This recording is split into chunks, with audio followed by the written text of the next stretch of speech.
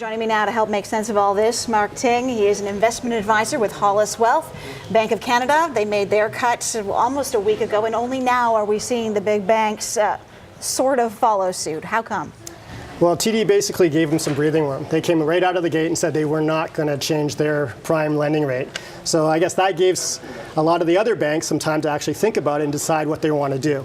So, and then now I think Royal Bank was the first one that came out yesterday, and they decided to cut it by not by the full 0.25%, but by 15 basis points. And why not go all the way? I mean, this is some kind of a compromise. It's somewhere in the middle. Yeah, it's kind of like a compromise. I mean, they're in a position where they have shareholders and customers, and who do you want to please? Whenever rates go down, it actually hurts banks' bottom line. They actually prefer rates going up because there's generally a bigger spread between depositors and lending. So by deciding to go with the 15 basis points, they're sort of thinking this might please both sides. But if the Bank of Canada is going to go that full amount, what's the point if the big banks aren't going to follow suit? Yeah, the expectation is they would have followed suit, and I think they got a lot of pressure when they didn't. The Bank of Canada is trying to they're worried about the low oil prices and how that will affect the economy. And again, it might cause the Bank of Canada to lower their interest rates again by another 0.25%. It's pretty unusual for the Bank of Canada to make a move like this and the big banks not to say, okay, yep, we agree. We'll do the same thing, and usually a lot quicker than we're seeing right now. Am I wrong? It's very unusual. So the expectation is that it happens. Bank of Canada drops, and then the prime lending rate drops as well, basically the next day.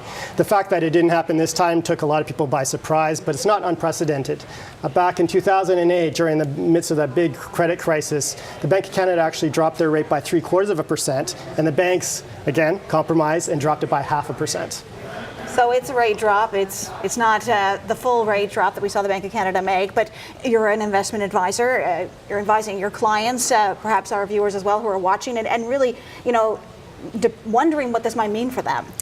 Well, I'm not a mortgage broker, but if you are looking for a mortgage at this point in time, you got two choices. One is a fixed rate mortgage, and those rates have gone down a lot too, just in the last week since this rate reduction has been made public. And then you also got the prime rate, which dropped yesterday. So you're basically in a sweet spot. It depends on which way you want to go. You can go the fixed route, which is great rates. You can go the variable route, which is also pretty good rates, or something that a lot of people do not consider is you can do both. You can take $400,000, you can split your mortgage down in half, 200 here and 200 there. So that's another compromise. But the rates just fell. I mean, do you wait and see if maybe the rates drop a little further? It's a dangerous game. At these rates are very, very low, historic lows. I wouldn't have any problems. I'd be very happy with the current rates, and I wouldn't be holding my breath too much more. Mark Ting, thanks so much for that. Thank you very much.